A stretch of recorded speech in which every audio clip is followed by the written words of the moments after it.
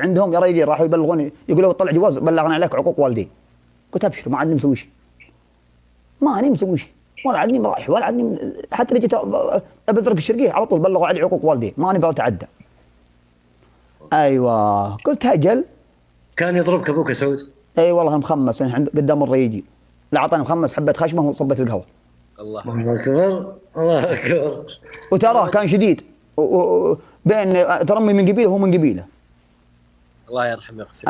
فقعدت ايام وفي جيت عند ابوي مدحت امي قلت امي تسلم عليك.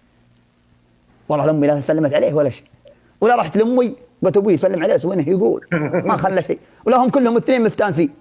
يا جعله مبسوطين لانك كانت لازم تقربهم الاثنين، ما بتروح تعمر تدق لك كبره تحس منك في بث تخصص بينهم. لا انا بوقف مع امي، لا انا هم كلهم جنتك. انا حتى استغرب بعض الاحيان اشوف واحد ولا بنت مشتكي ابوها، ولا حتى لو انها يصير اللي يصير تحمل حملنا وشلنا، هذول والديك والله ما اجرهم في الاماكن دي. سعود ما كنت تستحي يوم يضربك ابوك قدام الرجال؟ لا والله. ولا كنت تحقد عليه؟ لا يا اخي هذا هو ما يضربك الا على شيء. انا بيني وبينك ملعون يومي صغير صدق استغفر الله. انت حضر كذا. اسف قلت انت لسانك الحال يبغى له عمره يا رجال، انت يبي لك عمره وكبرك. حملنا كذا. استغفر الله. فسبحان الله يعني يمتعبوا والله يا رياجي اني ابوي كان شديد علي يمتعب. لا غدا كانه يا ولد انه يا ولد راحمني ويمسك يا ولد وجهي، وغدا كانه طفلي صدق. الله اكبر. خلاص سبحان الله يعني لا راح من الدنيا يا ولد ودك انه يرجع ويصفقك مره ثانيه. حتى اقول انا للناس اللي ابوه موجود والله يبر فيه، حتى لو يلعن الله استغفر الله، لو انه مثلا يدقك دق ها تحمل انت معي ولا؟ لان هذا والديك. الغريب والله لا هم معطيك شيء بيسمعك ولا هم متحملك الا هلك. الغريب يقعد معك فتره، يقعد معك ساعه ساعتين واصلا بعد ما يتحمل، ثم يروح ولا هلا. واللي جالس عندك اصلا في البيت هو اللي لو انك جالس بعد الغريب في بيت وعايش معه والله ما يقعد معك مثل ما يقعدون معك امك وابوك. معي ولا لا؟ والله معك كلام من ذهب. اشوف الناس اكثرها تشتكي انا اهلي انا ما ادري وين، وخاص الحين وقتنا الحالي كل العالم تشتكي، اهالي معقدين، اهالي يبون ذا الشيشه الالكترونيه ويبون الله لا يبلون، يقول لي يعطيهم على كيفهم. حي يا عميلك فالعالم ترى سبحان الله جلست اتره والحمد لله يعني والله ما كان عندي شيء. الدين هنا والامور كلها متكركبه وحالتي حاله. وجاء يوم من الايام وانا جالس عند امي والله ما عندي احد، جاني رجال تبي تكون لك اصدقاء، هو ما هو برجال بس انها يعني وهو كفو والله ما قصر مره يا اخي. اسف يا حضره الشيخ، ارضي كل مره تجي تقول تكون لك اصدقاء، حمل البرنامج تكون لك اصدقاء وصديقات. انا ما كونت لي اصدقاء، كونت لي اصدقاء للامانه. دخلت مع ذا قلت انا بشوف ذا البرنامج اللي دافع البال، والله هو حمل البرنامج اللي هو البرنامج الاول وحمله. سبحان الله اسولف على العرب والله العرب مبسوطه مني وتضحك مبسوطين الحمد لله مثل ما انتم تشوفون. ولا والله انها منا وعرفتني على الرجال اللي مثلكم شرواكم، ودخلت مع ذا العالم. وتذكرت يعني دعاوي ابوي وامي ان الواحد لمن دعوا له والديه والله انها بخير، حتى لو ما ياخذ منهم ولا ريال، حتى لو ما يعطيني ابوي ولا امي، بس انه يقول راح الله يوفقك وراضي عليك والله انت فتح في وجهك. اما انك تقول لا والله ما يعطيني انه ظالمني، هو قد كبرك وقد عطاك يا طال العمر كبر علبك. لا الحين هم يقصدون حفايضك يا الحرمه. الله يكرمكم ويكرم السامعين. انت معي ولا لا؟ عجزت انصح زين تمره وجمره. والله كنت ماشي كويس سعود انت تسمع ابو محمد، انت تمشي معنا كويس، تمشي انت لازم تستمر معنا شوي كل فجريه. انا معكم يا رجال بس اسمعني، لابد من الثوت ولابد من الدراهم شوي. خذ لك شيء اجمعها دين ودنيا. هذه مثل ابو راكان الله يجعل والديه في الجنه، جمعها دين ودنيا كلها. طيب يا العمر طويل. نبكي انا وياه في الليل ولا جا النهار مراجعه، جعل عمره طويل.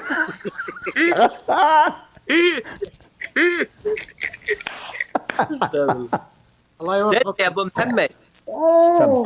والله على طاري الذكر الحسن.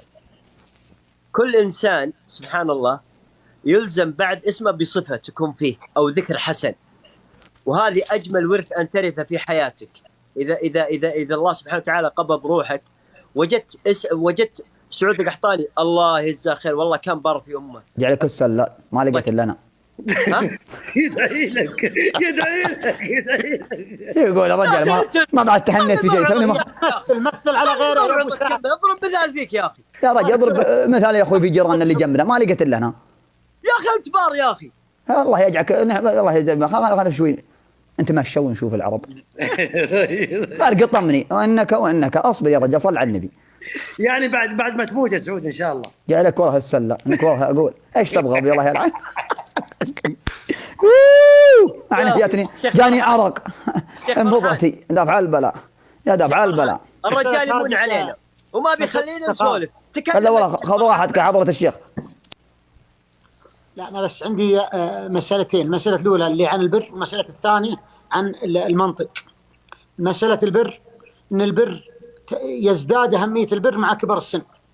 الله إذا كبرت السن واحتاجوا كما قال الأول اسمع أنبئك بآيات الكبر، تقارب الخطو وضعف في البصر وقلة الطعم إذا الزاد حضر وكثرة النسيان وما بمدكر وقلة النوم إذا الليل اعتكر أوله نوم وثلثاه سهر سعلة تجتاحني عند السحر والناس يبلون كما تبلو الشجر. كذلك الرجل الذي يحمل أمه على ظهره ويطوف، وذكر البخاري في الأدب المفرد، ويسأل ابن عمر. والرجل يماني، وأهل اليمن يحبون الشعر، اليمان يمان والحكمة يمانية. ونعم. قال أنا لها بعيرها المذلل إن أذعرت ركابها لا أذعر الله ربي ذو الجلال الأكبر فهل ترى جازيتها يا ابن عمر. فقال ابن عمر مقولته المشهورة المعروفة لا والذي نفسي بيده ولا بطلقة من طلقاتها أو ولا بزفرة من زفراتها عند الولادة. المسألة الثانية اللي عن مزحكم آخر شيء عن المنطق والتمثيل على سعود. أنا قرأت أمس في كتاب زاد المعاد لابن القيم كلام عن الأسماء والمنطق، صراحة مخوف هذا الكلام، يعني التفاؤل وبدون التشاؤم طبعا. فابن القيم ذكر مسألة أنا أول مرة أسمعها في الحقيقة، ولا يزكي الواحد نفسه وأنه سمع كل شيء أو اطلع على شيء كثير، لكن ابن القيم ذكرها في زاد المعاد عجيبة جدا، وهذه تتعلق بالأسماء. يقول في غزوة بدر الذين بارزوا من الكفار أسماءهم شيبة بن ربيعة وعتبة بن ربيعة والوليد ابن عتبة، والذين بارزهم من المسلمين علي وحمزة والحارث. فأسماء المسلمين انتصروا طبعا في المبارزة، أسماء المسلمين تدل على النصر، علي من العلو، وحمزة اسم للأسد، والحارث أصدق الأسماء كما قال الرسول صلى الله عليه وسلم أصدق الأسماء الحارث وهمام. فهذه الأسماء الثلاثة تدل على النصر، والكفار أسماءهم الثلاثة تدل على الضعف. فشيبة يعني منتهى الضعف، والوليد بداية الضعف، وعتبة العتبة توطى بالأقدام. فكان النصر مع هؤلاء الثلاثة المسلمين، وكان في الأسماء ربط، يعني ربط ابن القيم بين الأسماء أعجبني صراحة. سلامتكم. سلمت. الله يسلمك والله يعطيك العافية والشرف عليكم على اللي يدخل معكم. والله سعدنا اليوم بث جدا جميل. جعل والديك في الجنة الله يجزاك خير. أقول الشرف عليكم على اللي يدخل معكم. ايش فيك يا ابو راكان؟ يمدي على الدنيا. اجلس سهرناك يا شيخ فرحان. لا بكره ما في دوام. احس بيقول بكره ما في محمد اطلب طلب يا ابو محمد. سام. الشيخ فرحان يعني عنده 399 يعني الى 1000 على ال 400. ودنا اللي عندي ضيفوا الشيخ فرحان، والله ما شاء الله تبارك الله. والله هنا يحط يده على الاسد. ها؟ اسد جرينوش. والله يستاهل الشيخ فرحان. ضيفوا الشيخ. رجال عيال ضيفوا جعل ابوك. يا سعود انت اسد جعل ابوك في الجنه. والله ما يجين. بسم الله عليك جعل والدي عيال تكفون. ضيفوا فرحان وضيفوا تكفون فايز الملك. انا بي مبروك يا ابن عمي مبروك. يستاهل. لا لا لا لا لا لا لا لا لا والله عينك. عيال تكفون وضيفوا فايز الملك دخلوه مليون. ابيه اقل من شهر والله يدخل ذا الادمي مليون. والله يستاهل. ابي الرقم المميز للمالك انه دائما هو ما شاء الله مميز. كل شيء في وجهه مميز، ثيابه مميزه، سياراته مميزه، بيته مميز. ما عاد الا حساب هذا التيك توك خليه مميز. اللهم بارك عليه يا سعود. برك الله يطول عمرك. انت تفل علينا يا شيخ والامور كلها زينه، ولكن الرجال ذا يبيه يدخل مليون. انفذ يا عمي يا شيخ فرحان. ها ايش تبغى انت؟ سم ابو محمد صدق بسألك سؤال. يا كثر اسئلتك يا شيخ. خلاص جمال العفو وانتهى الموضوع. ايش عاد تبغى؟ شيخ فرحان والله يا شيخ فرحان ترى انا محترم سعود عشانك موجود انت، بس بوريك فيه بعد شوي. الله امر لا عيونك اسهر. الله امر بدون موسيقى حقت بدون موسيقى ما تقدر تحاكم. اعترض ما يمديك تحكمني بشيء ولا يثبت على الشخص اي ادانه ويطلق بالكفاله لين تثبت عليه. ما عندي اي موسيقى. استعن بالله صوتك حلو. عطنا آية الكرسي. والله ما تعداك لا انت ولا الشيخ دامكم مطاوع قدامي. والله ما تعداكم ولا ولد محمد. انت معي ولا لا؟ ف انا سبحان الله جيت اقرا لحالي احس اني ذا على ما قال حسن السديس جعل والديك في الجنه. والله هو نعم فيه وافي ومجلس. سمعنا يا ابو حمد. ابشر جعل عمرك طويل. والله من مفطح يا ابو حمد. يعني الله يا ربي يوفقك. زود ما شاء الله مالك زود ما تبين.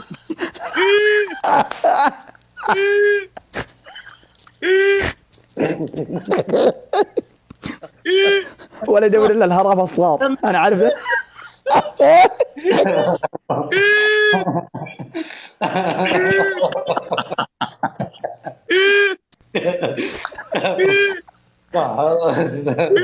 والله يا ابو محمد ما نبغي نقصف اول اللقاء.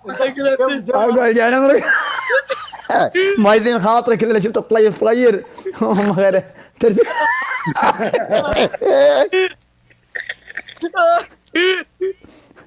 غادي يكسر ضلوعه وتشطه. انا ام ابو سعد على الفطاير يحب الفطاير والطحينيه. الله اكبر الله اكبر. تفضل يا شيخ تفضل. انا عرفت النظره هذه عرفت اللي تعطينا حكم من ليلها. تفضل. أعوذ بالله من الشيطان الرجيم. بسم الله الرحمن الرحيم. وقال الذي آمن يا قوم اتبعون أهدكم سبيل الرشاد. يا قوم إنما هذه الحياة الدنيا متاع وإن الآخرة هي دار القرار. من عمل سيئة فلا يجزى إلا مثلها ومن عمل صالحا من ذكر أو أنثى وهو مؤمن فأولئك يدخلون الجنة يرزقون فيها بغير حساب. ويا قوم ما لي أدعوكم إلى النجاة وتدعونني إلى النار. تدعونني لأكفر بالله وأشرك به ما ليس لي به علم وأنا أدعوكم إلى العزيز الغفار. لا جرم أن ما تدعونني إليه ليس له دعوة في الدنيا ولا في الآخرة وأن مردنا إلى الله وأن المسرفين هم أصحاب النار. فوقاه الله سيئات ما مكروا فستذكرون ما أقول لكم وأفوض أمري إلى الله إن الله بصير بالعباد. فوقاه الله سيئات ما مكروا وحاق بآل فرعون سوء العذاب. الله يجزاك خير يا شيخ. الله العظيم. الله يجزاك الله يجزاك خير ويرحم والديه. شيخ فرحان سؤال بس. الآن لما الإنسان يخلص الآية يجوز أن يقول صدق الله العظيم؟ العلماء يقول لم يرد حديث، هو ورد في القرآن الكريم قل صدق الله. فبعض العلماء تعارفوا على ذلك، مثل قول قال الله تعالى، مثل قول قال الله عز وجل، تعارفوا على ذلك يعني. لكن بعضهم قال لم يرد حديث خاص في هذه المسألة، فبعضهم كره هذا. الله أعلم. سعود عندك سؤال للشيخ؟ يا أخي عندي سؤال بس بسيط. في أكثر العالم في البرنامج هنا ولا برا البرنامج يا ودي يستحي يروح له مطوع يقول أنا والله ما أعرف، يبي يتعلم مثلا ما هو بحافظ القرآن يستحي، ما هو بحافظ أشياء في الصلاة يستحي ما يتكلم، يقول أخاف أقول، يقول على ما أنت ما تصلي.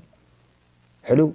في بعض الأحيان حتى في ناس ترى ما تعرف تتوضأ لحد الآن، رجال كبار بلحاهم ما يعرف يتوضأ، والله يد وضوءه ما يعرف له والله. يا ما توضأ أنا يقول أنا والله توني أعرف إن كذا، وأنا والله لما يستحي إنه يروح له واحد يقول أخاف أروح، ثم ينقد علي ولا يضحك علي ولا يقول أنت شكلك ما تصلي ويستلمه. هذا هو مانع من موانع التعلم.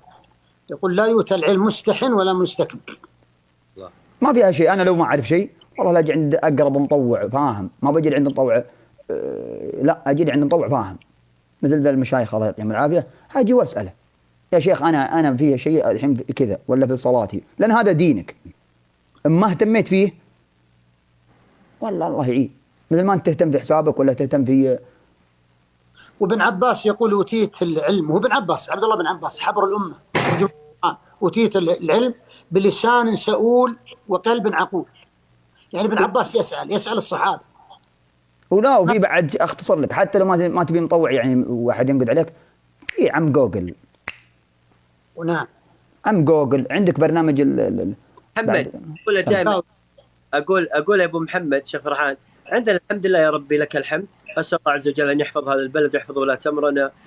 خلوا أرقام هيئة كبار العلماء، يقدر الواحد يتصل عليهم طوالي من الصباح لين الساعة 2:30 الظهر، يردون يا شيخ فرحان، يردون في أي مسألة تبغاها. ودائما ترى الإنسان مو عيب إنه يروح يسأل، خاصة أمور الصلاة. هذا علم فرض عليك، إنك تعرف كيف تصلي، إنك كيف تعرف كيف تصوم، تعرف كيف تعتمر، كيف تعرف تحج. ما في أنت توقع أركان الإسلام. أنا عندي مقطع نزلت عن أركان الإسلام وأركان الإيمان وأركان الإحسان، في عدد كبير يقولون ما نعرفها، أركان الإسلام وأركان الإيمان وأركان الإحسان. اسلم أبو محمد، اسلم كأنك في ثانية ألف، اسلم. احترام. وفي بعد يا شيخ واحدة أنا بغيت أخليها تتوب، بنت تكلمتني تبكي، البنية ذي تبكي وتكفى أنا ما أدري شو تقول، ملعوب عليها المسكينة الله يهديها ويهدي المسلمين. قلت لها طيب خلاص أنت إذا سويتي شيء غلط تقدرين تتوبين لله سبحانه. قالت لا أنا الشيء اللي أنا سويته يمكن ما فيه توبة. والله العظيم عليه طلاق يا أبو راكان. هذه مصيبة كارثة. الله يجعل ولد. أنا أبو راكان لا يعله يا رجل إيش كم. يا عبادي الذين أرحب يا راشد أرحب. الرجال يتكلمت. بقول هو عله والله العظيم من يوم شفته جالسين ذي الكنبة وهم مضبوط. ولد ريجي عندنا طال عمره بجانبيه وأنت ما تضحك يا أبو راكان. اسلم. السؤال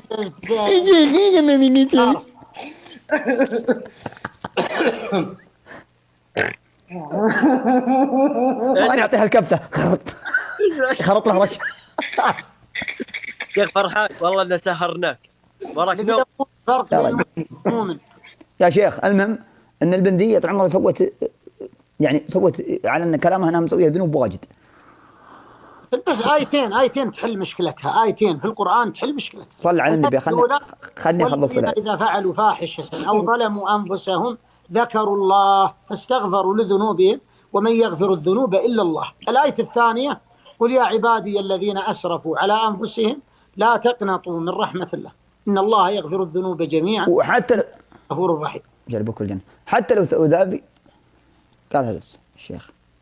ايش؟ يقول الفرق بين المسلم والمؤمن، الآية الكريمة تبين ذلك. قالت الأعراب آمنا قل لم تؤمنوا ولكن قولوا أسلمنا. الله يوفقك. يعني تبين يا شيخ أن مهما سوى الواحد التوبة مفتوحة. الحديث ومن يحول بينك وبين التوبة، هذا الحديث في الصحيحين، ومن يحول بينك وبين التوبة. أبو محمد، لبيه. الله سبحانه وتعالى جاء في الحديث: لله أشد فرحا بتوبة العبد إذا تاب. الله يفرح بتوبة الإنسان إذا تاب. أصلا المؤمن بين التوبة وبين الاستغفار، بين الذنب وبين التوبة، هذا حال المؤمن.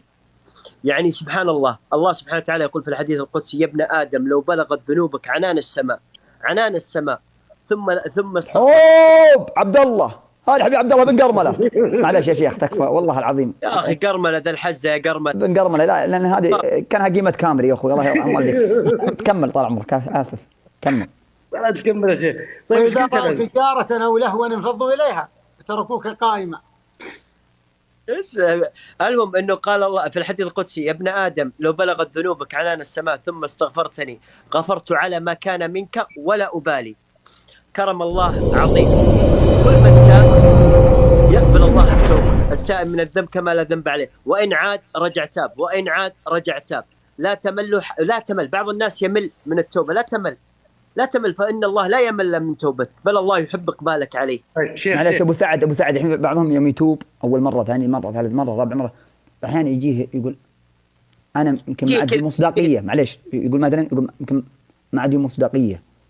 في بعضهم تفكيره كذا، جاي يتوب الحين يقول أنا المرة الأولى، المرة الثانية، المرة الثالثة، المرة يعني الله بيعاقبني مثلا كل شوي أتوب وأنا ما صدقت في التوبة. مثلا أنا صامل ثم خربت مرة ثانية، وصملت المرة الثانية وخربت مرة ثانية وثالثة ورابعة وخامسة. هذا ورد حديث نبوي إن أتى رجل إلى النبي اللهم صل وسلم عليه، قال: يا رسول الله إن الرجل يذنب الذنب، قال: يكتب عليه ويحاسب عليه. ثم قال: يتوب منه يا رسول الله، قال: يغفر له. ثم قال: يا رسول الله ثاني مرة، قال: يرجع ويذنب يا رسول الله، قال: يكتب عليه، قال: ثم يتوب، يغفر له، قال: يا رسول الله ثم يعود. شوف يقول الرسول هذا الكلام، فقال: يكتب عليه، قال: ثم يتوب يا رسول الله، قال: يغفر له ولا يمل الله حتى تملوا.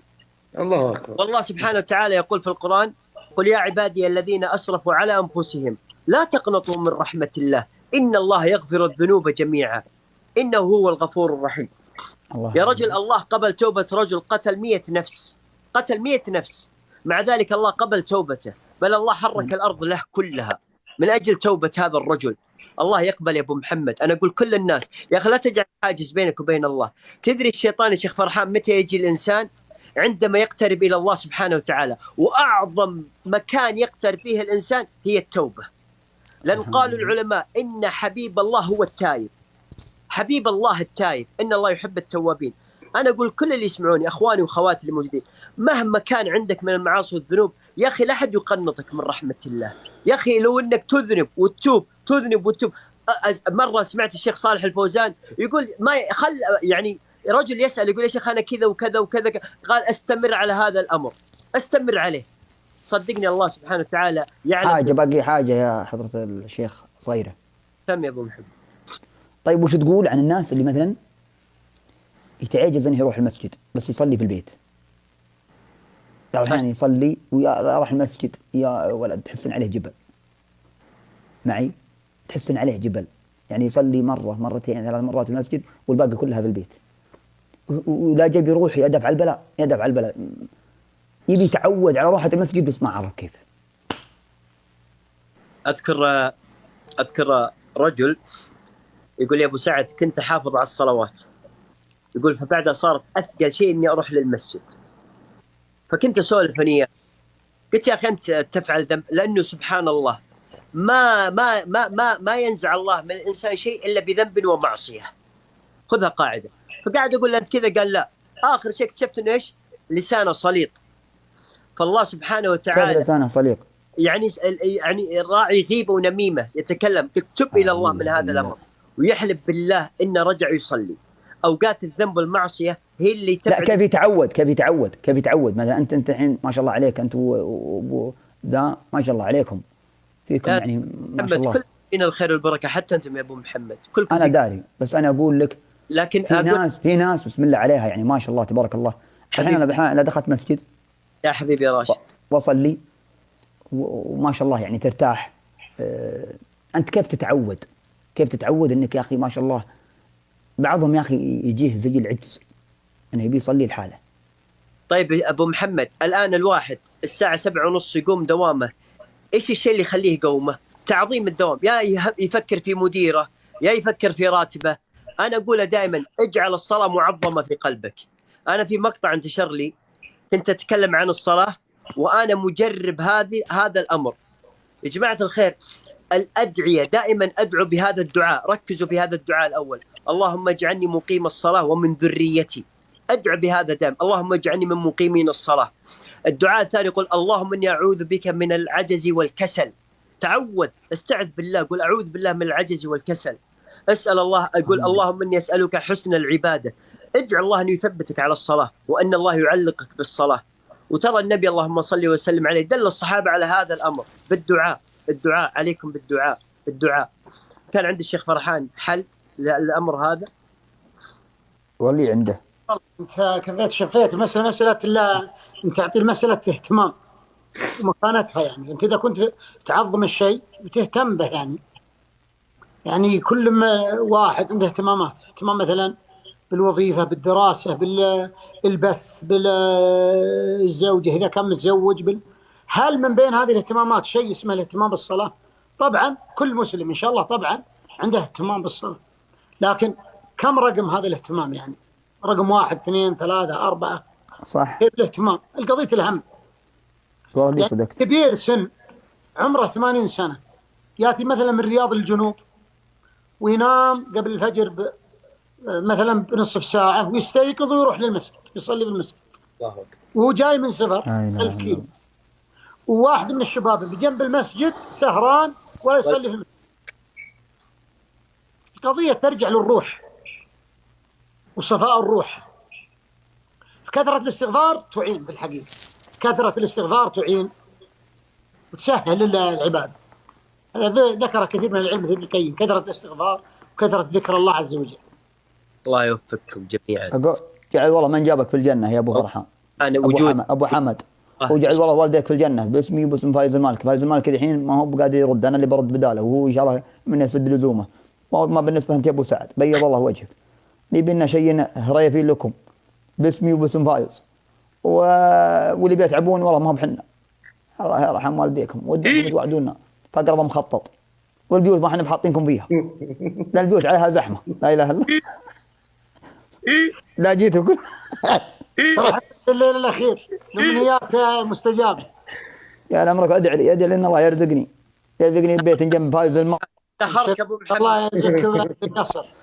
اي بالله القصر اللي ياتيك كل شيء فيه بدونك تذهب. لا ما نبي قصر، نبي بيت شعب بس.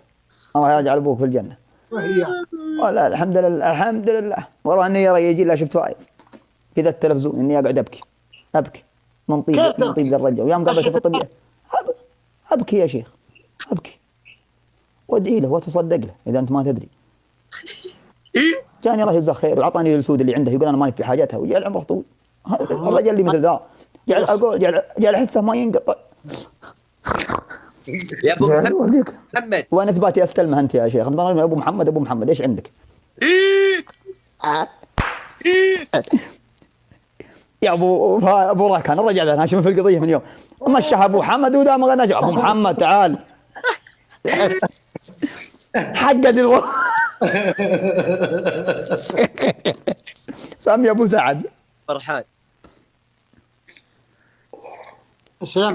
سمي ابو سعد. اقول اسمع ودنا ابو اعطينا نكته كذا تسعدنا. ابشر بالسعد. الله يا رحمن يا عزنا يا المطلوب هون على قلبي من الضيق يا ولي. يا الله يا رحمن. انا اشتح انا ابو سرى علينا بالله. لا اقول والله يبينا طال عمر اطلي هم والله احلى نصيحه من ابو حامد، والله اللي بيتفنى حتى في النصيحه. وانت يا ابو سعد الفطغير والطحينيه، احس انك راعي طحينيه انت يا ابو سعد. انت معي؟ ايوه هم نجلس ذيك الجلسه انا كبس سلمى جعل فيها الله العافيه، جعل اقول الله يا ربي يوفقك يا فرحان في الجنوب يا رجال. ها الشيخ فرحان في الجنوب. اني والله داري هنا. انت يا ابو حمد من وين؟ احبابي. اخ محمد والله اللي اقول والله اللي علم يوقف عندكم تكفى. انتم مره تزبنون الجاني وتزبنون الدخيل خجة ملاش. ابشر بالسعد، ابشر بالسعد يا اقول، ابشر بالسعد. انكم مره تزبنون الدخيل تكفى. والله العظيم اني احبكم والله. عطنا النكته يا ابو محمد. بالله طلبتك يا سعود. ها عطى الشيخ نكته النمله. ايه اذا اسمع يا سعود، خذ الشيخ فرحان ولا لا خلاص اسلم يا ابو محمد. اني والله بعلمها، انا اعرف وزنيه الحباب.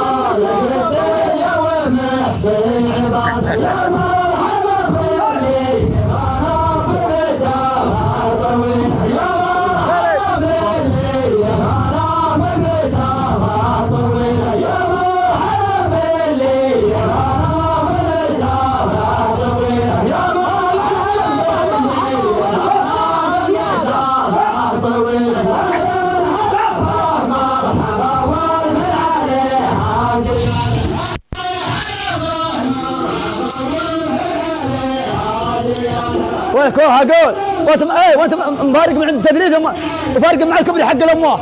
حاج ها واللي ورا الموضوع ابو راكان جعله يسلم قلبه. يدورونا مرحبا الله وسهلا. ابشر بس الله يغنيك. اقول انكم والله جعل اعماركم اطول تكفى. انا اسميكم الرجال ما يهابون الموت والله. يعني والله اعماركم اطوال واحبكم يا الاحباب، احبكم يا الاحباب. والله اني لا شفت احبابي ها دريت اني بخير والله العظيم. يعني والله اقول جعلكم تسلمون. الله يوفقكم. بعطيكم النكته. اسلم.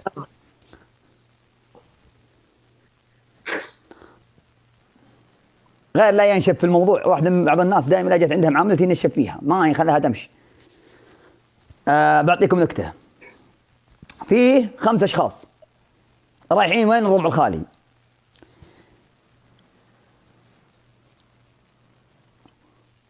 ولا بقول النملة أحسن. لكن ما شاء الله شكلكم أنتم مع حقين التطويع ذول اللي يدورون ويجعلون لا بيرحب. في نملة عازمة صديقاتها. معي أبو حمد؟ معك. جعلك تسلم. واسمع يا أبو سعد. نملة عازمة صديقاتها. النملة دي اللي عازمة صديقاتها راحت تبي تجيب القهوة والشاهي. لك تسلم. يا جل. آسف. لا تضحك.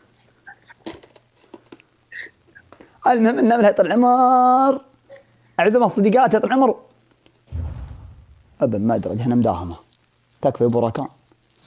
أنا أصفقر جدران. ضحكتكم. لا بالنكتة. اوكي حضرة الشيخ. تبون النكتة مع تقارير الوالدة ولا بدون تقارير؟ لا الله يطول عمرك. شكرا. تقارير انا العول. الله يخليك. المهم ما علينا.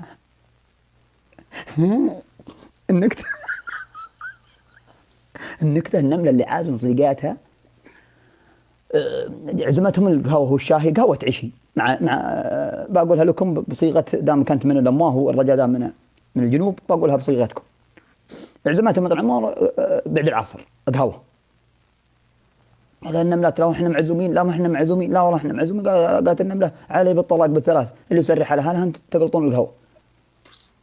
طلقت النملة. تخيل نملة صغيرة طلقت. عاد تنجعلها تنقطع. هم راحت طال عمر امي راح تبي تجيب القهوة والشاي ولا النملات جالسين العمر. على فرشتهم، هبطت عليهم النمله ما جات. قالوا هجا خلينا نروح نشوف وينها فيه. وين لقوها؟ وين؟ لقوها ناشبه في التمر. لقوا النمله ذي لازقه في التمر. اضحك ابو حمد، ابو حيك انت من اللي جاني. سعد ما ضحك نهائيا، حتى ابتسام ما ابتسم. طيب بعدين ابو سعد النمله ايش فيها؟ وابو ركان لاقوها تبي تجيب القهوه، لقوها ناشبه في خشتها في التمر. يعني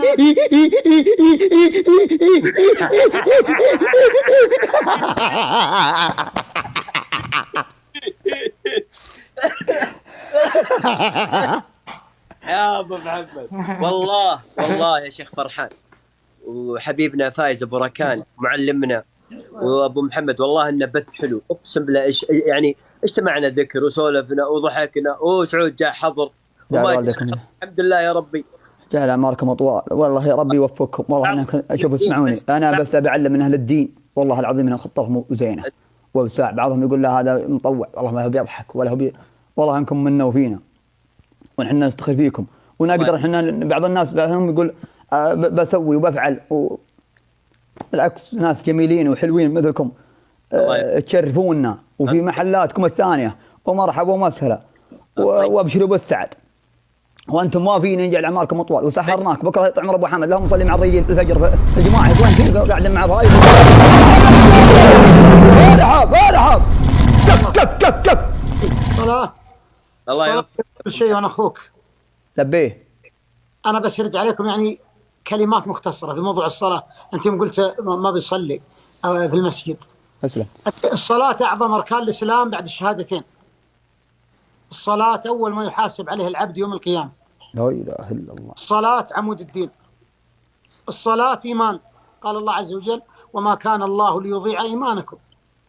تعرفون لما حولت القبله من بيت المقدس الى الكعبه وتحول المسلمون في مسجد القبلتين، أتاهم أحد الصحابة وقال حولت القبلة، تحولوا بالصلاة بخبر هذا الرجل الذي أخبرهم، فخافوا أن تذهب صلواتهم 17 شهرا، فنزل قول الله عز وجل وما كان الله ليضيع إيمانكم. والصلاة نور وبرهان ونجاة. قال صلى الله عليه وسلم 5 صلوات في اليوم والليلة من حافظ عليها كانت له نورا وبرهانا ونجاة يوم القيامة. ومن لم يحافظ عليها لم تكن له نور ولا برهان ولا نجاة يوم القيامة، وحشر مع فرعون وهامان وأبي بن خلف. الصلاة أول صفات المفلحين. الصلاة تنهى عن الفحشاء والمنكر.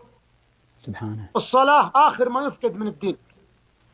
الصلاة آخر وصية أوصى بها رسول الله صلى الله عليه وسلم أمته.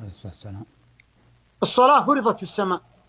الصلاة 5 في العدد و5 في الأجر. فالصلاة قبل كل شيء يعني. وأنا أصلا مواصل أنا أصلي إن شاء الله. الله يرضى عنك يا ابو شيخ. شكلك يا ابو حمد ناوي على التب. حالي يا ابن عمي. والله ابو حمد انه يستاهل كل بسالك سؤال يا ابو سعد. انت الحين جمعي، انت ما شاء الله داخل لي في غرفه، انت محامي، انا اشوفك في محل كتب، انت تقرا؟ انا اقرا والله. يعني سمعت انه يقول فرحان بن حمد انه يقرا. فرحان بن حمد شيخنا، احنا تلاميذ. يقول انها شافته الجنيه والجني انه يطلع من غير. ايوه ابو حمد جبت لك هذا ترى فيه ذا.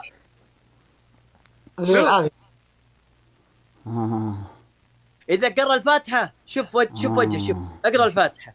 تكفى يا شيخ. اقرا يا شيخ. ما في العواقي ان شاء الله. شوف وجهه، شوف عرق شوف. سبحان الله عاشق عنده. زي شيخ قرا ودوني طول عمره عند واحد يقرا. رجال في مزحميه يقرا علي. لاني انا معي قيلون لعن الوالده خامسي. انت معي؟ انت معي يا شيخ؟ هم روح ودوني، يوم ودوني هنا مطوع انا متعافي نط عمر الحبه البخاري طلعت مع علبه. انت معي؟ دخلوني عليه ولمي عند الباب وخوالي عند الباب. يا رجال الصبي ذا ما عاد ما غير انتفض يا شيخ. ما غير ايدي تقول كذا، ما عادني بطيب. تكفى يا ابو حمد. ودخلوني عليه. قال دخل الرجال الباب مفتوح في مشب من بيت شعر، والله اني اذكره، في بيت في محل في اخر المزحميه في حضار منطقتني قال لها حضار. ويدخلوني عليه ولا هو في زي المزرعه ما ادري شلون، وهم يدخلوني عليه. ويقرأ علي ولا معه عصا، هو يلشطني أول وحدة. أيوه. سكت وأسأل من الرجال، قلت لا يكون الرجال بيننا وبينه ثار ولا شيء والرجال حاقدين علينا. لا والله احنا ساكتين. هو يسوقني بالثانية، قام ساقني بالثانية وأنا أنس حرها. طال عمري بغيت أقوم، طال عمري هم تصايدها بذاك المخمس. قلت اهدي يا سعود، خليك هادي لا تشخصن الموضوع، يمكن الرجال عنده علم فيني أنا وفي علتي. قال اخرجي وقاعد يسب، اخرجي يكلمني بالكلام قلت يا رجال، وهو يبرك يحط وله ما شاء الله ركبه ويا شيخ وجسمه كبير، رجال عمر مليان شبعان عمر من النعبة، وحط الحرة فيني. هو يمسكني يا شيخ، هم يقرأ هم رصن منه ما يعني لا هو يقرأ. قال وينفذ. قلت يا رجال ماني بطالع، انا اقول له وخر ماني بطالع، ابي ماني بطالع مع الباب، هو يحسبني اقول انه ماني بطالع مني. سوقني منه على وجهي، قال اطلعي مع سبابته، اطلعي مع سبابته. قلت يا رجال ما فيني شيء، يا رجال ماني بطالع مع الباب، فكني من شرك. قال اطلعي، هو يسوقني يا مساكين انا اتماسك في المشب، وله رجال حتى يديه ما جات بينه كان ابو مرداع كلاوي. قال انا وياه في المجلس، وابي اتعرش لنا. قال انها الجنيه اللي تحاكينا. قلت يا رجال روح وراك يا محل، هي بجنيته ولا شيء. هم اطلع من عنده، هم ودوني عند عجوز في قصوران المقبل، قالوا روح لها هذه واحده بواحده واجيها. يوم جيتها طال عمره قالت اوسخ ملابسك، لا تخلي عليك الا بس الله سروال السنه والفنيلتك وملابسك وثيابك شلها منك. قلت طيب، واشيلها طال عمره وهي تمسك بلن هنيه ولن يبي العافيه. قلت وله عجوز فيها خنه خشمها يا رجل داب على البلا يكبس، تقول كان كابرس عجوز قد هي عوده. قالت ها انبطح على بطنك علشان فيه حاجة ما وظهرك، وهي تمسك الظهر وفم المعدة.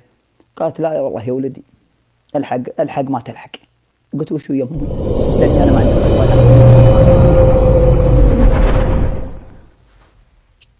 قلت وشو يا امي تكفين، وش العلم اللي فيني؟ قالت اقول العلم اللي فيك كايد، انت معك مصفيط. قلت وش ذا الصفيط؟ قالت الصفيط هذا يخليك يجيك شلل بعد سنه. خير الحرشه وانا ابو محمد انت صادقه؟ قالت والله العظيم شلل، انت صادقه وادق على حياه ابوي، انت ناقصكم شيء، انت تبون شيء، ايش العلم؟ قلت يقولون بيجيني شلل. قال انت صاير عليك حادث الله يلعن بطنك. والله ابوي طبعا عماني واهلي ما يسبون، اول مسبه عندنا في خلعه يسبون في الخال قبل، الله يلعنك ويلعن خالك. قلت خالي ما له ذنب، يصلي ويصوم وخايف من ربه، اترك خالي. هالعلم هذا عمر يقولون بيجيك شلل. قال وش الشلل؟ انا وش اللي عندك؟ قلت رحت لي عجوز، قال انا باك يا ابو العجز.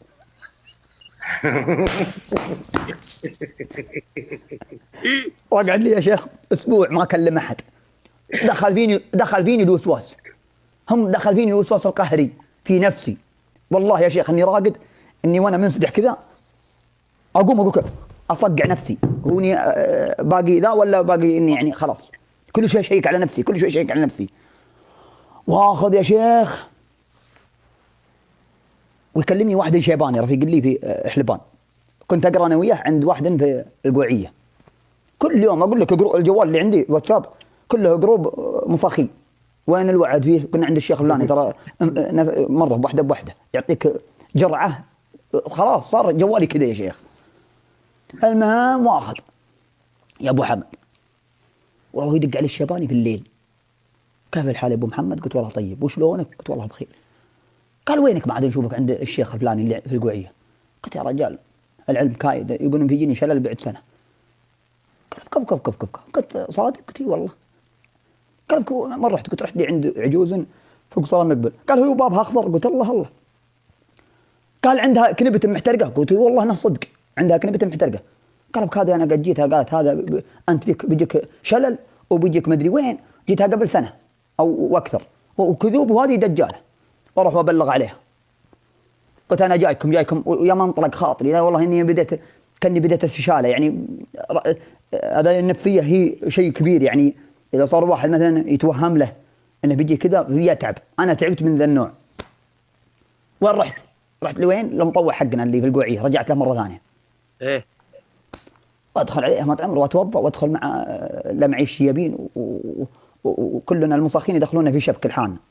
سبحان الله مصاخين ونفهم بعض، نضحك وامورنا كلها زينه. اللي فيه جني واللي فيه جنيه واللي فيه عين واللي سحر. حتى ناظرت الشيباني يقول مسحور. يا معاين وجهه دافع البلاء، يقول والله الله لا يوفق هذه اللي سحرتني. وجهه يا ولد اسود. يقول عند البل وعند حلالي، يقول ما ادري كيف جاني ذا السحر. قلت ما علينا. يا بن قرمله. معليش يا شيخ.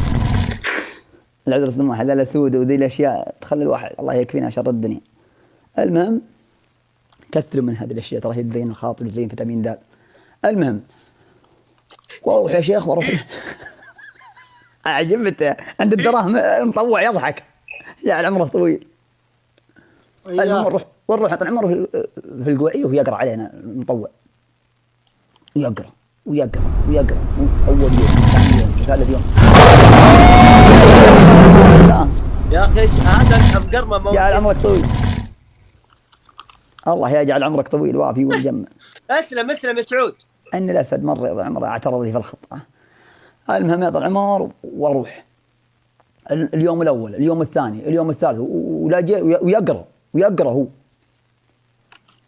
المهم وجاء يوم طال عمره في واحد فيه جنيت له اسبوع وهو ما قال يضرب في ذا الباب، باب مسكر زي ذا ما يفتحه الشيخ. احنا ندخل مع الباب الثاني، الباب هذا مسكر وحنا ترى في بر وراء انخيلان وراء. وانا ادخل واذا دخلت وبدت طال عمر الرجل يتصافقون في بعض انا متوضي واستغفر واذل اني يجيني شيء ويدخل فيني. يعني من ذا انا دخل فيني وسواس انا اعالج عمري لا والله جايني بعد عله ثانيه وينشف فيني انا وياه. واقعد طبعا الشيباني يتعب عند آية السحر.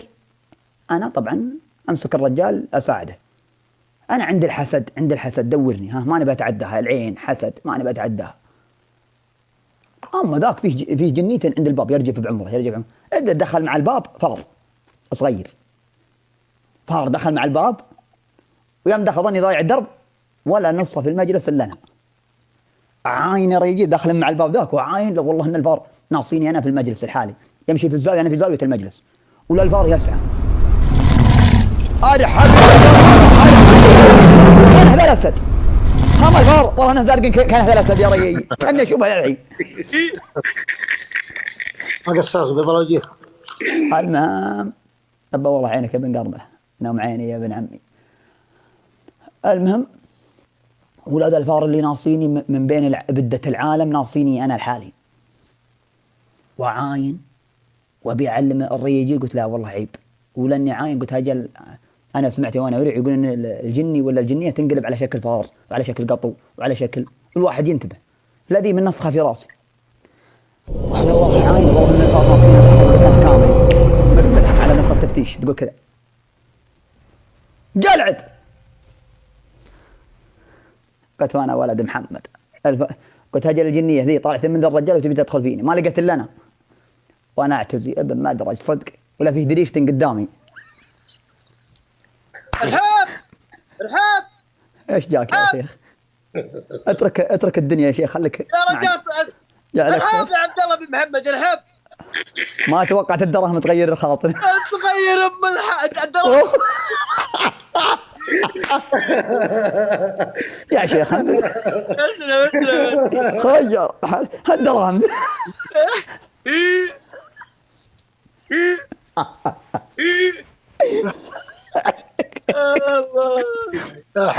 الله يقول احنا ابو الفقر. الله يعلم انا في الغرفه الصغيره حقتها. المهم ولاد الفار اللي ناصرين مشيت لا وانا اعتزي ابد ما درج وانا اقوم بقوى ما عندي بقى اتمسك في الدريشه. الجنيه الحين قلت هي والله يعني عندي في راسي انها جنيه ما هو بقدر فار صدقي. لا وعيت طال عمر الا مطوعين والله اني ما انساه منهم مسكوني من هنا مع حقوي وش اللي بيرضخ في الارض اطلعي مع دبره يقول اين عاد دبره الله يرحم والديك لان ابو دارك اقول له انا واجي عندي مطوع وحوص انا كذا معه قل ابوك الجنيه الفار وراك يقول كذا. فاللي جاني الشيباني ابكى الرجال داخل عليه الفار يحس به الجنيه يقول كذا. وانطبع طول عمره واخوه يرجدوني رجد. ما صدقوا خبر لي فترة ما يعرفون علتي. شوي للرجال يرجدوني. قلت على ابوك الفار وراك الفار وراك. من ويمسك الشيباني وهو يضحك. قال يا رجال هو يحس بان الجنيه هنا هالفار. هم ياخذوني طول العمر. قال ما يدري مطوع. راح الله يستر عليك انت والشيباني. لا عاد اشوفكم عندي. خربنا القرايه يا ولد وخربنا على المسلمين وحالتنا حاله ما عاد لنا قلب ما عاد لي قلب. تدري وانا اطلع من عندها قال الله يكرمك حمير في الخط اقول شكلها تراقبني. لحقني انا وسواس يا شيخ. الله يرحمه. غفا الله يوفقه. الموت حق الله يرحمه جعله في الجنه ابو مالكي. عشان ما احضره. والله ما ادري وش اللي على راس فايز المالكي ينحى يحضر مع الرجال اللي قد انحضر وان شاء الله اكبر. انا معتقد انها يمكن عشان وقت الصلاه. اذن عندكم في الرياض الله يا شيخ. إيه. يلا على العموم تدخل شوف الاوهام والوساوس تدخل في هذا الموضوع بقوه جدا. ولكن ان شاء الله ما عندك الا لا. السلام عليكم. يا حمد شوي وجيك. سلام. طيب يا سود طيب. الله يعيننا ويعينك. ما ابي يا شيخ ما بالجنيه حقتي لا هذا واحد يدف معنا. انزل الله يعطيك العافيه. سم يا شيخ. اقول الاوهام والوساوس تدخل في هذا الجانب. في هذه كثير يا شيخ تحصل مع اكثر العالم يتوهم له. يعني بعضهم العمر يتوهم له دائما فيه كذا وين فيه كذا وين فيه وهو ما فيه شيء ترى. بس انت الاوهام. شوف يا اخوك انا اكشفهم انا اذكر مره واحد جاي من عند احد المشايخ قال له عندك جنيه. ايه هذا الرجال جاني على ان عنده جنيه يعني هو مؤمن ان عنده جنيه. اسلم. لكن اول ما رشيته بالماء وقرأت عليه وطبعا احضرت الجنيه ولعن وسب وشتم كلام قبيح. لكن يوم رشيته بالماء اخذ الصراف والفلوس وخشه هذا جيب الثاني. يا ولد الله اكبر يا هذه الجنيه اللي تحب الفلوس وتخشها في الجيب الثاني. هو انت عاد ما شاء الله تحب الدراهم. يلا شكرا ما قصرت. على كل حال انا كشفته واقنعته الحمد لله وتعالج نفسيا وشافها الله. يعني ترى اكثر الامور فيها اوهام كثير. زي يا شيخ في ناس يتوهم لهم واحد ينط عمر يقول عيا ما يطيب يقول ما خلى احد يقول في راسي حمامه اسمعها في راسي تخيل هم متوهم لهم في راسه داخل به حمامه. والله يا رجال ما اكذب عليك يقول ما خلى معالج يقول ولا يقول هب البهله يقول في راسي بلا يدور في راسي يقول ما خلى احد يقول يروح له عند واحد جاء له عند واحد قال يا رجال يقول يوم دخل عنده قال ويمسك العمر قال انا في راسي حمامه تدور في راسي ما تخليني ارقد يا شيخ. يقول يمسك طول عمر اذنه قال لا والله ان الحمامه هنا باذنك انا شفتها الحين. قال اني قاعد علمتها لي وغير ما صدقوني. قال تجيني بكره تروح وتجيني بكره قال ان شاء الله اظهرها.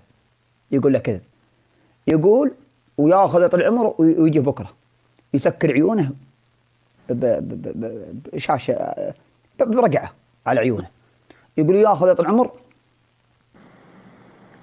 مرحبا. اسف البطاريه انتهت ما ادري. يا رجال جددها يا بركان. تنتهي بكره الظهر.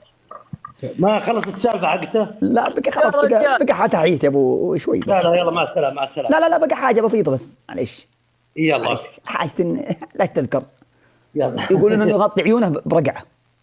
يقول الشيخ يجيب معه حمامه. وشو ضارب عليه كفر هو؟ لا يا ابو ركان علم كايد.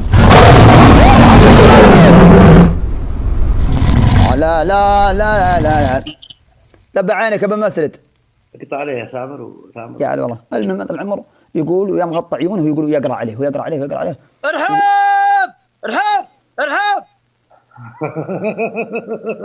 ارحب يا ابن عود. علي الطلاق انك توك مستجد في ما ادري ايش فيه. بالله كيف ما يصلح يا رجال خلنا اقول سالفه. كمل السالفه بعد جات. انا ما الومك يا شيخ ما الومك ما ادري كان قطع عمرك تشوف مستقبلك ولكن خلني اعلمك بعلومي. طيب يقولوا يجي عند اذنه ارحب وقفوا الدم وقفوا خلاص. ارحب يسعد ام الحاله. لا ما يصلح تلعن الام يا شيخ. الله يخليك لك ساعة تنصح. ارهب ارهب صدق اخهم نيله.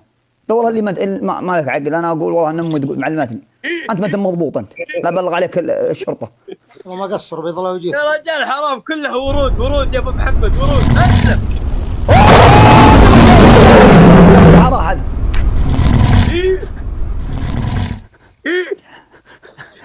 الشيخ اللي بحم عفاريت. والله ما قصر بيض الله وجهه. وينفذ والله ما كان ويجي عند ذن ذاك وينفذ وهو يجيب حمامته. ارحب ارحب ارحب ارحب ارحب ارحب.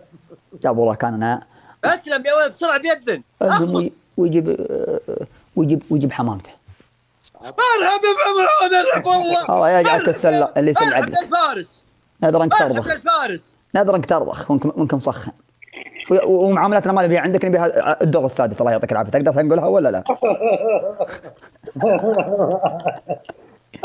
المهم وينفذ ذدنه. وعلى انها طلعت الحمام وهو جايب الحمامه معه. يقولوا بعدها الرجال اللي يوسوس، يقولوا فكه الوسواس طول عمره. وقال الشيخ فلاني هو اللي صدقني، انا هو اللي طلع الحمامه من راسي، والحمامه جايبها هو من برا. لانه كان يتوهم له. عالج الوهم بوهم. صدقت. وهذه تصير كثير، معالجه الوهم بوهم. ترى متوقع كلها تخيلات تخرصات. هذه ترى تسمى في الطب الهلاوس البصريه والهلاوس السمعيه. ان الواحد يتخيل له مثل هذا ابو حمامه اللي تقول انت، او ابو تخيل الفار وتخيل الحمامه وتخيل هذه كلها. لما الفار والله ما تخيلت ان الفار داخلين علي. هذه تسمى. طيب الفار انت شفته لحالك ولا الناس شافوه كله؟ لا شافوه العرب كله ابوه. خلاص شافوه العرب كله، ما انتهى الموضوع. لكن لو انت اللي شفته هذه تسمى هلاوس سمعيه وهلاوس بصريه. كيف؟ ما لها علاقه بالجن.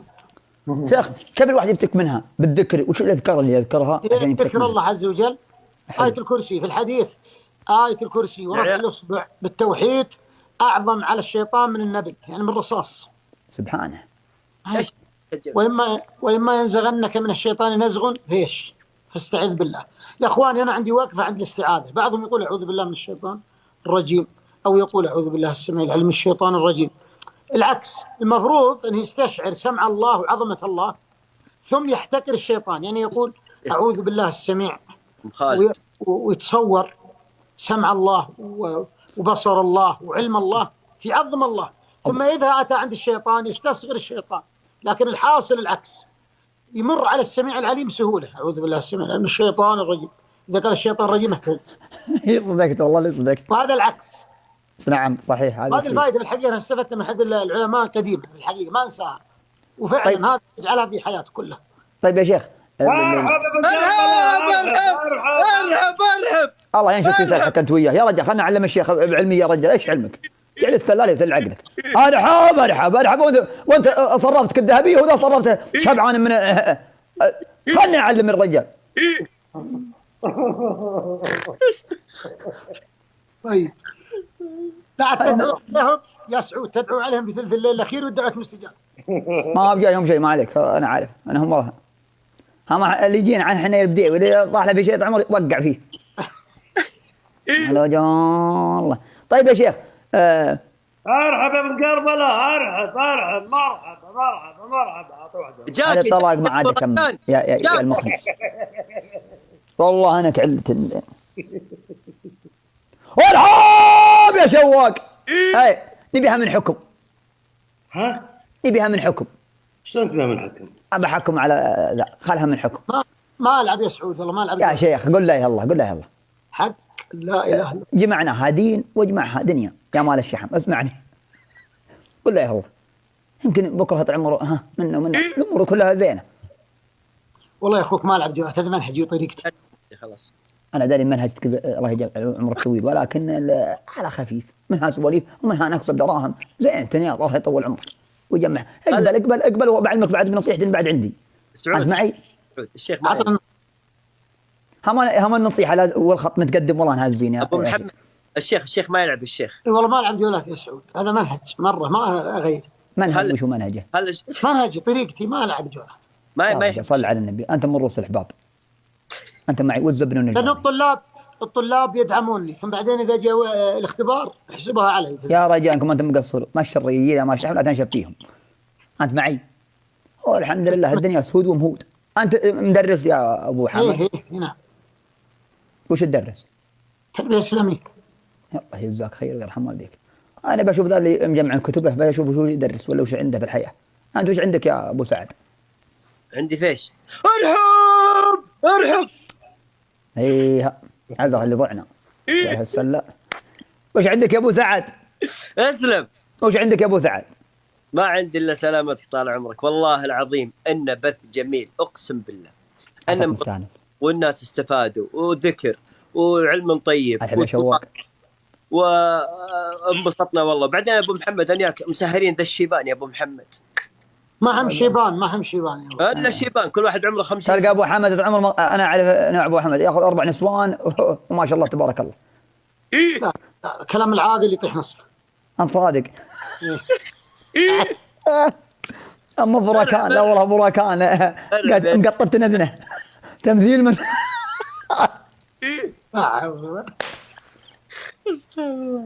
اما انا والله باقي ما بعد عرفت. اذن عندكم في الرياض باقي يا شيخ. يا اخي في واحد هنا مشغلني، احسك منافق واذا ظلمتك سامحني. هذا حبيب بن قرمله ابو ركان لبيه واحد مسلم اليوم. يا اخي احسك منافق واذا ظلمتك سامحني. هذا كيف اتعامل مع ذا؟ تعامل معه يا طال عمر، هذا سفيه الله ودايم والناس والله يعلم بالنيات. اما انك يا طال عمر الدين. ايوه ابو محمد قالك ثمرات الاستغفار. الدين اسر ما هو بعسر. الله اكبر. قال والدك في الجنه. انا خايف ابي يمشيني بركان ودايم اكثر العالم الحين مثلا تكفى ابو محمد تكمل. يحس من الشيخ، يحس من بعض الاحيان المطاوع انهم معصبين لا بالعكس، شوف ما شاء الله يضحكون بالعكس جميلين يضحك ويسولف لا انهم يعني ابو البيت يقول المطوع ما يضحك، المطوع ما يسولف، المطوع ما يروح، المطوع ليش تسوي كذا؟ ولا يعتك بالناس الا بالعكس. عرفت؟ بس ان فيكم عيب واحد، انكم ما تدخلون جولات. لو انكم كملتوا هذه الجولات كان والله اموركم انت الرقم الاول يعني عمرك طيب انت ومنهجك. طيب انا اقول لكم عن ثمرات الاستغفار واعدها عليكم على عجال وانتم تعرفون، لكن اذكر فان الذكرى تنفع المؤمنين، لكن نجي الحاضرين يستفيدون. اول شيء ثمرة الاستغفار في الايه الاولى قول الله عز وجل على لسان نوح عليه السلام: فقلت استغفروا ربكم انه كان غفارا. طبعا كان فعل ماضي الا في حق الرب سبحانه، فهي تدل على التحقق وعلى الفعل. فقلت استغفروا ربكم انه كان غفارا يرسل السماء عليكم مدرارا المطر ويمددكم باموال وبنين ويجعل لكم جنات ويجعل لكم انهارا. يعني من كان اعزب اعظم سبب للزواج اللي هو الاستغفار، ومن كان عقيم اعظم سبب للرزق بالولد الاستغفار، وكذلك سبب في نزول المطر والثمرات والانهار. الايه الثانيه قول الله عز وجل على لسان هود عليه السلام: ويا قوم استغفروا ربكم ثم توبوا اليه يرسل السماء عليكم مدرارا ويزدكم قوه الى قوتكم. يرسل السماء عليكم مدرار المطر انتهينا منها، ويزدكم قوه الى قوتكم. علماء اللغه يقولون قوه نكره تدل على العموم. ترى ما المقصود بقوه الجسميه؟ جميع انواع القوه: القوه الجسميه، القوه الفكريه، القوه العقليه، القوه النفسيه، الشخصيه، الجنسيه، جميع انواع القوه. ويزدكم قوه الى قوتكم مطلقا. طيب يا شيخ، فالاستغفار سبب في القوه. اخيرا في سوره ابراهيم قال الله عز وجل: وان استغفروا ربكم ثم توبوا اليه يمتعكم متاعا حسنا الى اجل مسمى ويؤتي كل ذي فضل فضله. يمتعكم متاعا حسنا يعني الحياه الطيبه والسعاده. فاكثروا الاستغفار وسلامتكم. شيخ بس سؤال صغير، ليش سؤال ابن الحناشين هذا ما يدوم في حلقي كل شوي يجعله السله. هذا يزود دام الجلسه حافه الملائكه والموجودين ما شاء الله كثير جدا.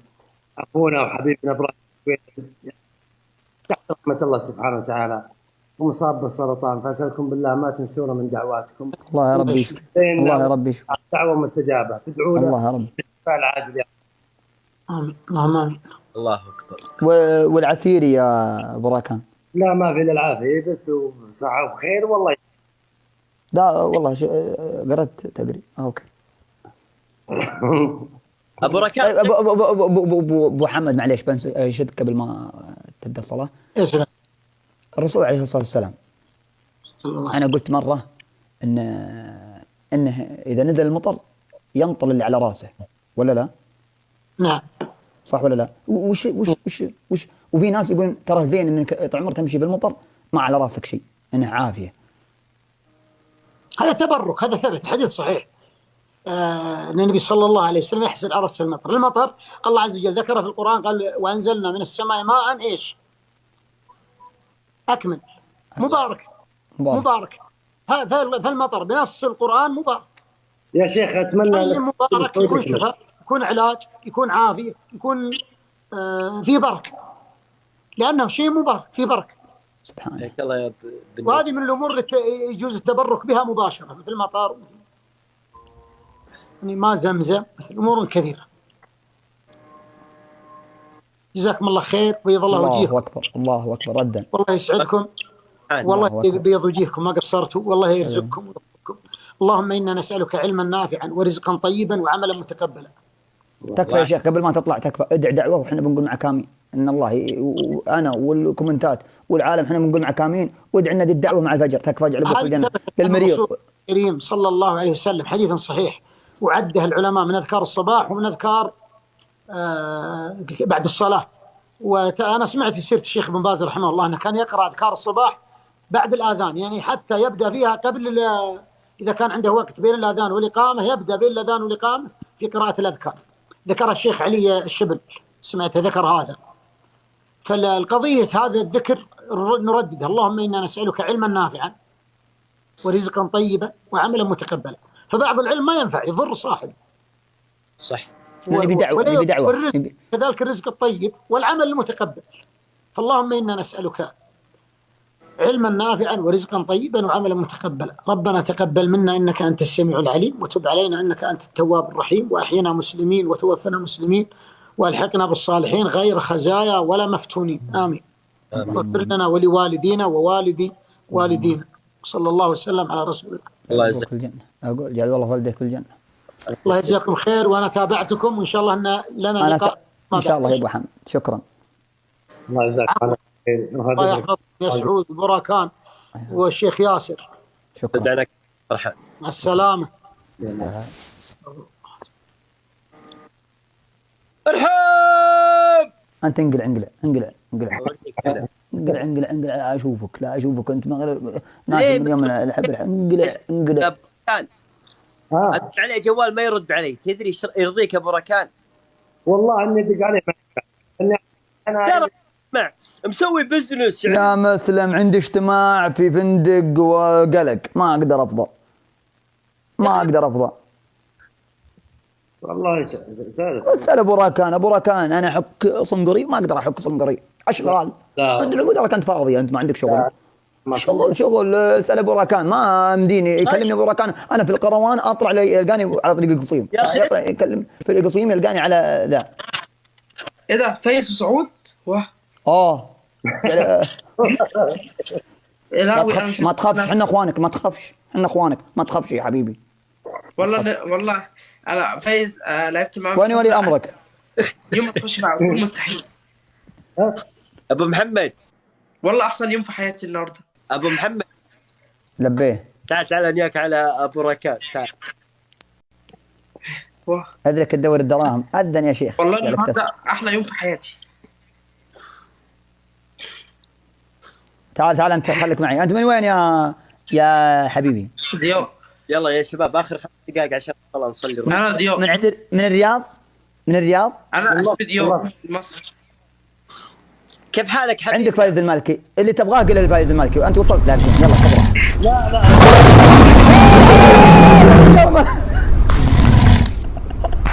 التصيح وش تتمنى؟ احنا راح عندك فايز، امسك هذا هو. رجال ابو ركان.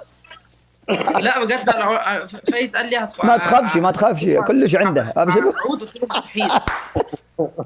سم ايش تبغى يا حبيبي؟ ابو محمد عطى رقم فايز ما ابغى شيء، خلاص دخلت معك فخلاص مش عايز